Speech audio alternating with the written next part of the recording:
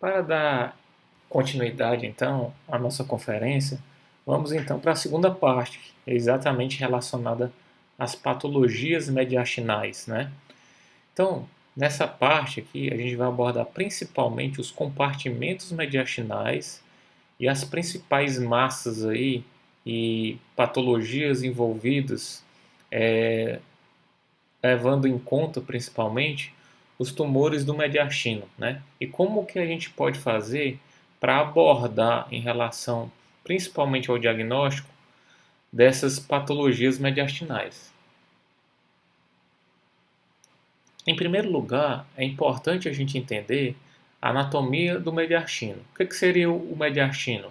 O mediastino nada mais é do que o espaço entre as estruturas pulmonares.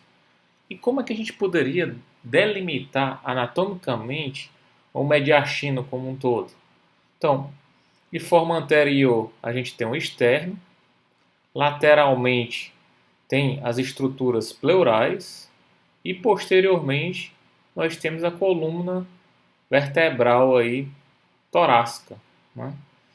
E como a gente pode subdividir então o mediastino? Em mediastino anterior, que ele é delimitado exatamente pelo externo e na sua face posterior tem as estruturas vasculares e o coração. Um mediastino médio, né, que contém essas estruturas vasculares, contém traqueia, contém esôfago, né, e o mediastino posterior, que logo atrás dessas estruturas vasculares e do pericárdio, em sentido posterior, eu vou ter os sulcos costovertebrais, né? Então aqui seria exatamente a região do meu mediastino posterior.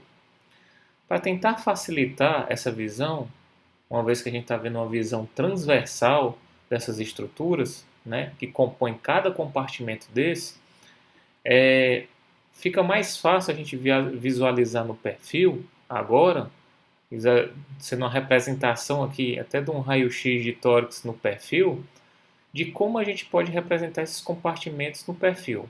Então, o compartimento anterior, delimitado aqui pelo externo e pelo coração e os grandes vasos. O compartimento médio ou visceral, seria o mediastino médio, que contém exatamente coração, estruturas vasculares, vias aéreas, esôfago, né? E o compartimento posterior, o mediastino posterior, delimitado aí pelos sulcos paravertebrais, né? Então, que seria essa região do mediastino posterior. Então, a gente tendo exatamente noção dessa anatomia, vai facilitar muito da gente fazer, como é que a gente pode fazer a abordagem diagnóstica dessas massas mediastinais ou patologias mediastinais, a depender da localização onde elas se encontram. Então, a minha avaliação diagnóstica dessas patologias mediastinais vai levar em consideração história clínica e exame físico. Na história clínica, eu posso ter uma série de sintomas e sinais que podem falar a favor de determinado compartimento mais afetado, certo? O exame físico pode me dar também tanto alterações extramediastinais que também me façam suspeitar de algumas patologias, certo? Como alterações até sistêmicas relacionadas a algumas doenças. De forma conjunta com a anamnese e o exame físico, vão ser importantes a questão do laboratório e os exames complementares até a gente chegar na propedêutica cirúrgica. Entre os marcadores tumorais, eu posso utilizar alfa-fetoproteína, o beta-HCG, né, que podem ser marcadores, inclusive, de tumores de células germinativas, né? Como também eu posso ter marcadores para facilitar em relação a síndromes clínicas associadas. Por exemplo, na miastenia graves. Então, você tem anticorpo antirreceptor de acetilcolina. Tá? Então, são marcadores, exames laboratoriais que vão me ajudar em conjunto com o exame de imagem também no meu diagnóstico. Lógico, também com a anamnese e o exame físico. Entre os exames de imagem, o exame de imagem que mais pode ajudar exatamente na definição em relação ao diagnóstico estaria a tomografia computadorizada, né, de tórax, contrastada, que é exatamente para poder delimitar essas estruturas vasculares. Mas também poderia levar em consideração cintilografia, com marcadores bioquímicos, o PET scan, que junto com a TC me dá tanto avaliação funcional como avaliação anatômica, e a ressonância nuclear magnética, que muitas vezes vai ajudar em situações onde eu tenho uma dificuldade de determinar se aquela lesão tem uma contiguidade ou então ela tem uma invasão de determinada estrutura. Às vezes não fica muito claro, mesmo numa tomografia contrastada, é isso. E a ressonância pode ajudar. Da mesma forma, os exames endoscópicos também. Se lembrem, a gente tem via aérea, a gente tem esôfago. Então, parte de patologias mediastinais podem ser também originárias dessas estruturas. Então, uma broncoscopia, uma endoscopia vai ajudar em muito também na nossa avaliação diagnóstica, a depender, lógico, da história clínica que aquele paciente está apresentando. E por último, a própria propedêutica cirúrgica. Muitas vezes esses elementos não facilitam muito o diagnóstico e deixam uma série de diagnósticos diferenciais possíveis e que a própria cirurgia, no próprio momento cirúrgico, na realidade, pode, a partir daí, eu ter o meu diagnóstico. Tanto macroscópico e principalmente com o histopatológico, né?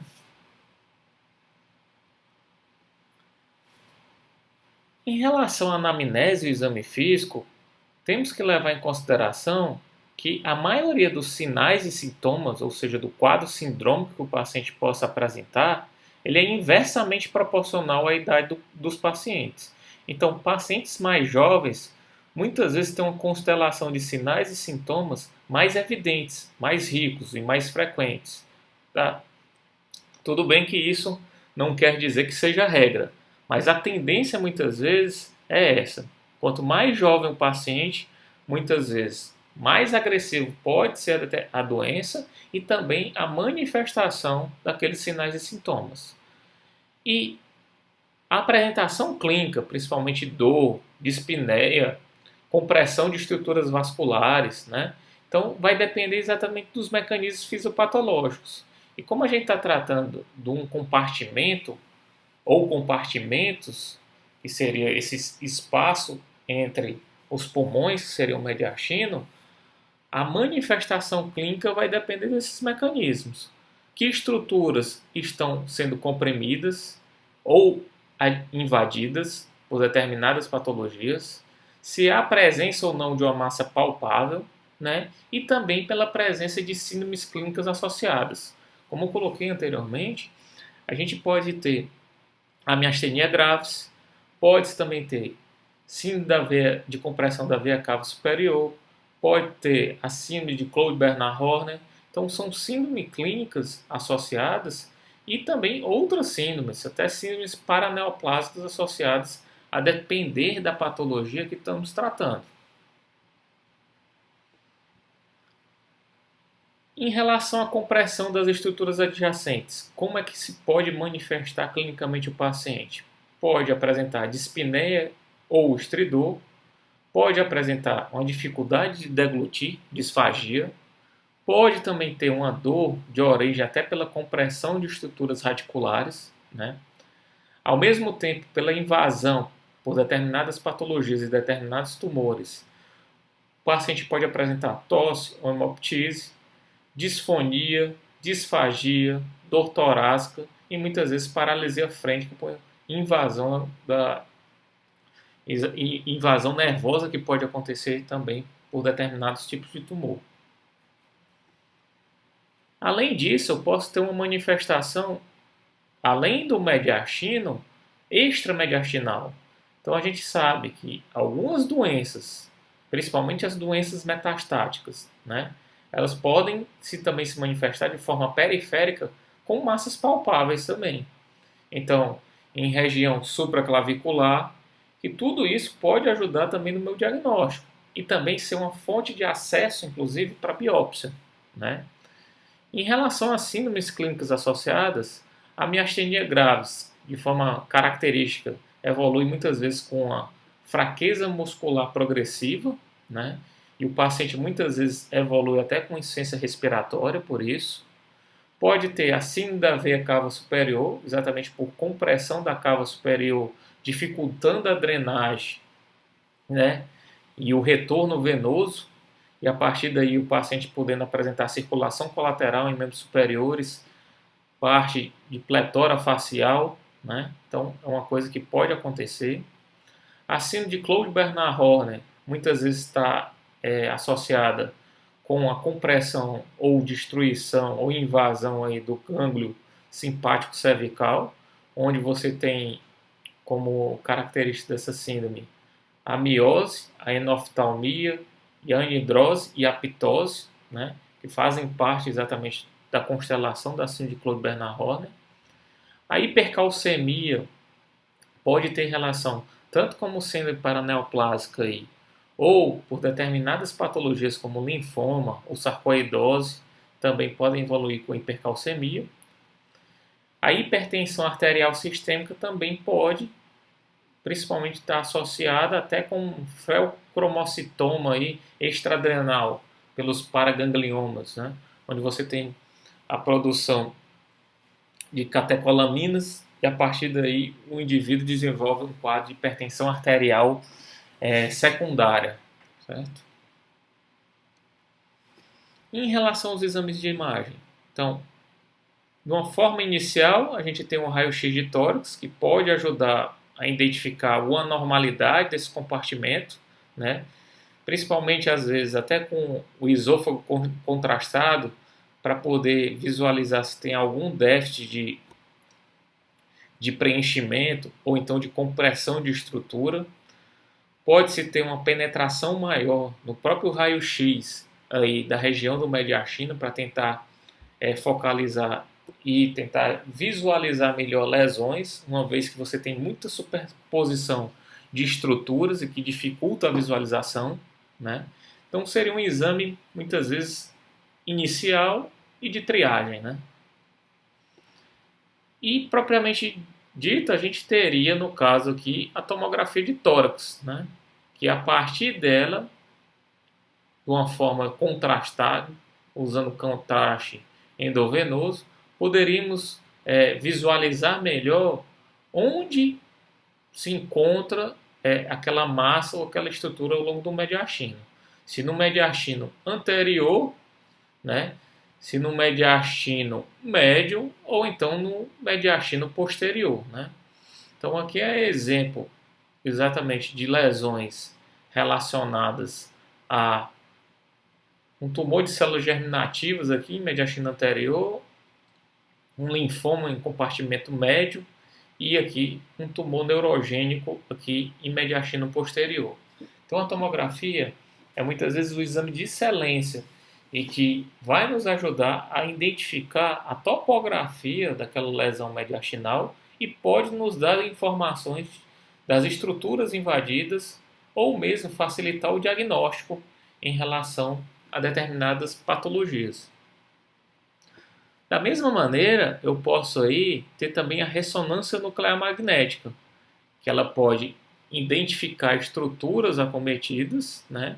E muitas vezes nos dá informações complementares à própria tomografia. Como eu falei para vocês, às vezes a gente tem uma dificuldade em determinar o que é lesão contígua e o que é lesão que está invadindo outras estruturas. E a ressonância ela pode complementar e ajudar nesse diferencial. E como exames endoscópicos, temos a broncoscopia e a esofagoscopia, ou endoscopia digestiva alta, né? Então aqui é exemplo de uma broncoscopia mostrando o tumor endobronco, né? Então seria também um outro instrumento que vamos utilizar no arsenal na avaliação diagnóstica das patologias mediastinais. Agora, subdividindo em relação aos compartimentos do mediastino, a gente pode levar em consideração os tumores mais frequentes em cada compartimento. Em relação ao compartimento mediastinal anterior, os tumores mais frequentes são os timomas, os tumores de células germinativas ou os teratomas, os linfomas e o bócio tiroidiano mergulhante. Lógico que também eu posso ter outros tipos de tumores, uma vez que eu tenho um tecido conectivo também nessa região. E aí pode ter fibromas, lipomas e hemangiomas também associados. Mas os 4 mais frequentes em relação ao mediastino anterior, eles perfazem aquela sigla para facilitar a nossa memorização. São os 4 T's. Timoma, teratoma, que é o tumor de célula germinativa, terrível linfoma e a tireoide, o tecido tiroidiano. Então, bócio tiroidiano mergulhante, tireoide. Então, com esses 4 T's, serve para a gente memorizar mais facilmente quais são as principais massas mediastinais que acometem o compartimento mediastinal anterior. E o mais frequente de todos esses é exatamente o timoma. Cerca de metade dos casos de massas mediastinais anteriores são decorrência da presença dos tumores tímicos. E aqui exatamente mostrando tomografias dessas lesões, né, e dos 4 T's, né? Então aqui um timoma, aqui um tumor de célula germinativa, né, não seminomatoso, aqui um teratoma, né, e aqui na realidade um bócio mergulhante aí, tireoide, né? Então fazem parte desse compartimento mediastinal anterior essas patologias. Lembrar sempre dos 4 T's: timoma, teratoma, terrível linfoma e tireoide.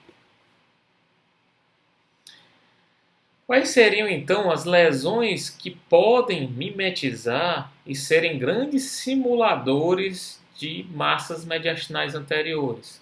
Então, há uma passagem também de estruturas vasculares e também estruturas cartilaginosas, né, que fazem parte dessa região do mediastino anterior.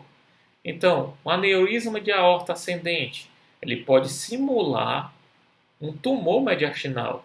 Na realidade, é a estrutura vascular por dilatação da aorta ascendente. Tumores costocondrais seria uma outra patologia que pode simular aí tumores em relação ao mediastino anterior. Aqui até representado por essa lesão aqui, um tumor costocondral, e com a evolução esse tumor pode crescer tanto que aderir exatamente até estruturas vasculares, né? A depender desse que tipo de tumor é esse que foi desenvolvido. Então, o timoma é o tumor mais comum do mediastino anterior, cerca de 50% dos casos, né? Ele é o mais comum nos adultos, é raro em crianças e tem como classificação histológica os subtipos epitelial, linfocítico, misto e de células fusiformes. Os timomas ele apresentam sintomas em aproximadamente metade dos casos, né? Ele está associado a desordens autoimunes, né? Entre elas, principalmente, levar em consideração a miastenia graves, que é a mais comum. 40% daqueles pacientes com timoma apresentam a miastenia graves, que é uma desordem onde você tem uma fraqueza muscular, exatamente pela produção desses anticorpos antirreceptor de acetilcolina, né? E que esses pacientes evoluem, além de fraqueza muscular progressiva, com diplopia, né? E quadros de insuficiência respiratória por hipoventilação. Então a fraqueza é tão grande que os indivíduos não conseguem expandir a caixa torácica e podem falecer com insuficiência respiratória. Muitas vezes necessitam na evolução até de um suporte ventilatório. Tem uma evolução clínica rápida e agressiva. Outras desordens autoimunes também estão relacionadas ao timoma, como a artrite reumatoide, a aplasia de células vermelhas e o lúpus eritematoso sistêmico. Então, o raio-x de tórax no PA muitas vezes pode nem me dar algum indício de massa mediastinal, mas o perfil ele pode me auxiliar. Então, aqui é um exemplo de um timoma, onde o raio-x de tórax só conseguiu evidenciar a massa no perfil, né, pelo raio-x, a radiografia de tórax. A TC de tórax pode ter e me ajudar muito na avaliação diagnóstica, né, onde pode identificar a massa aí no mediastino anterior. Muitas vezes, a depender do tipo de tumor tímico, né, mas principalmente aí o timoma, ele tem uma característica mais encapsulada e aí pode facilitar também na minha avaliação diagnóstica a partir da tomografia de tórax.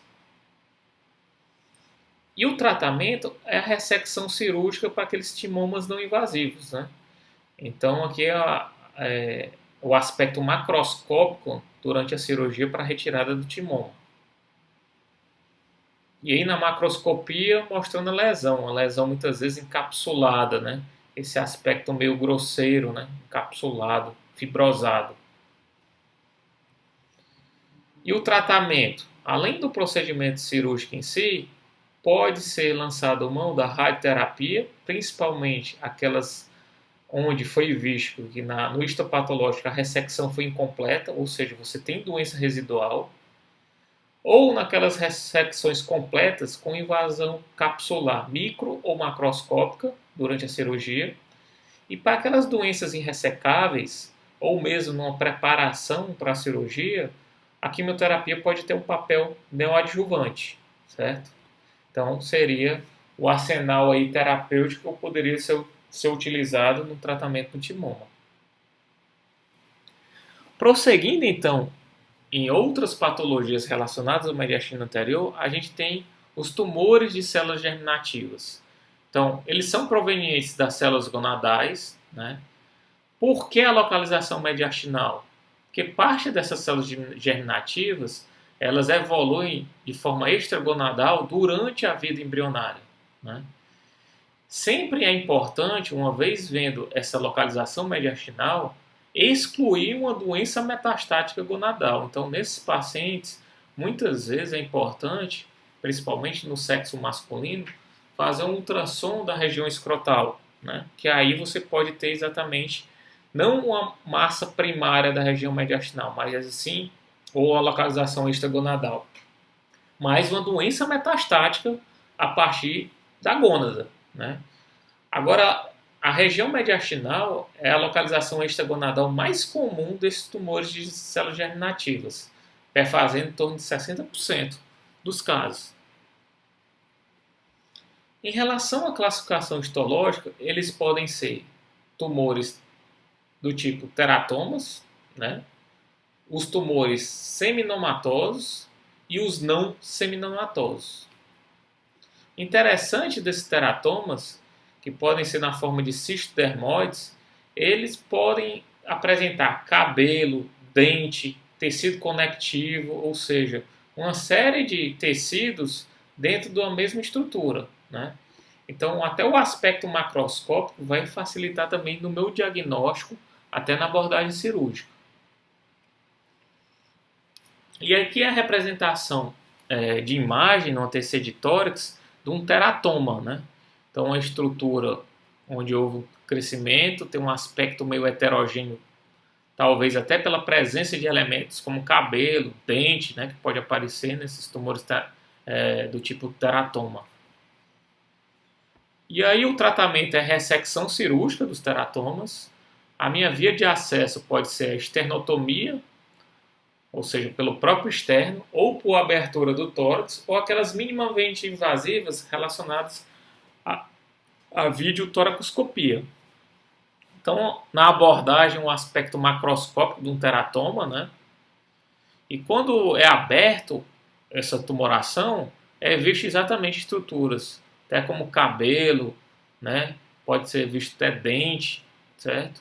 Estruturas ósseas ou calcificadas, então relacionadas a esse teratoma no aspecto macroscópico. Além do teratoma, a gente pode também ter como tumores do mediastino anterior e tumores de células germinativas os tumores seminomatosos, que ele representam 30% dos tumores germinativos malignos do mediastino.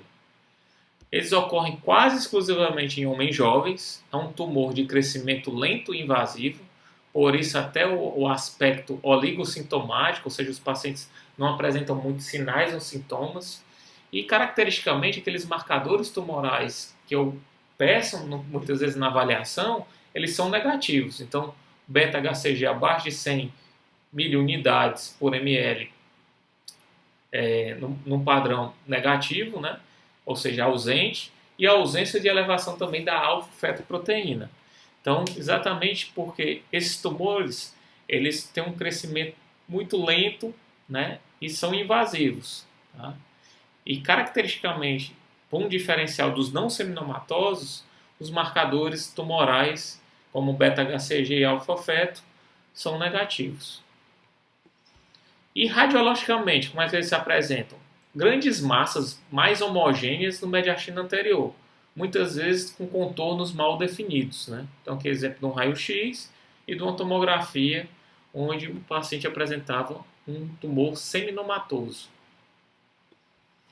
Já os não seminomatosos, eles representam 60% dos tumores germinativos malignos. Ao contrário dos seminomatosos, os pacientes são muitas vezes mais sintomáticos, têm uma evolução mais rápida, e os marcadores tumorais, eles são presentes, como beta-HCG e elevação da alfa-fetoproteína. Radiologicamente, os não seminomatosos, eles se apresentam como grandes massas mais heterogêneas e invasivas, né? Então, diferenciando daquela imagem mais homogênea e de contornos mal definidos dos seminomatosos. Quando agora vamos e progredimos na avaliação do mediastino médio, quais seriam os tumores mais frequentes observados? Né? Seria principalmente os linfomas. Mas outras estruturas podem também aparecer como patologias do mediastino médio. Principalmente as adenopatias, que podem ser por conta de metástases de sítios primários pulmonares ou próximos, né? Ou esofágicos, por exemplo. Patologias inflamatórias também, levando a adenopatia, a própria tuberculose, sarcoidose. Como é uma região muito rica em linfonodos, então você pode também ter esse acometimento no mediastino médio ou no visceral. Né? Da mesma forma, podem ter ou lesões benignas, né? Não só patologias inflamatórias, como cistos pericárdios e broncogênicos também nessa região.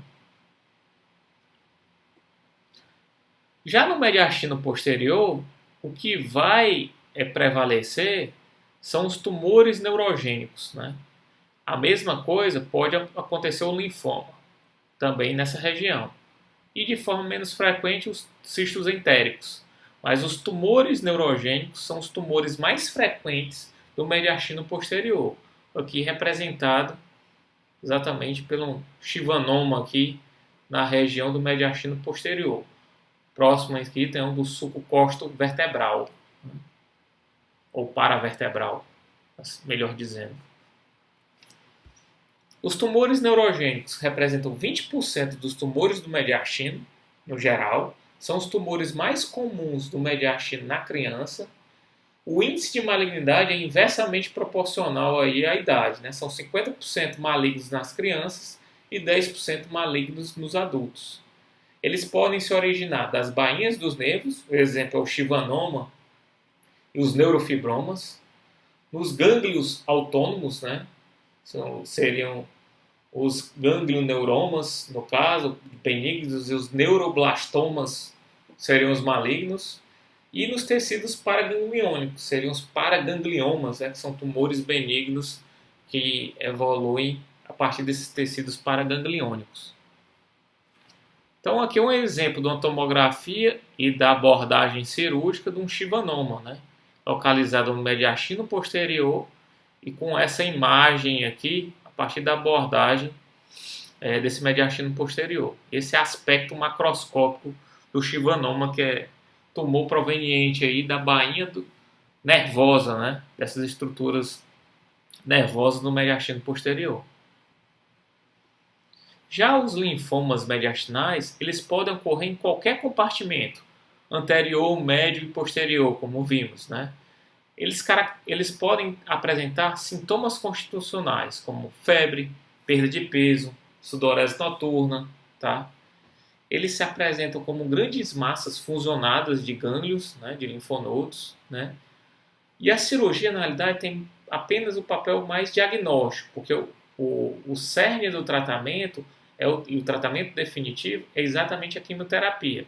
Lógico, a depender do tipo histopatológico, né?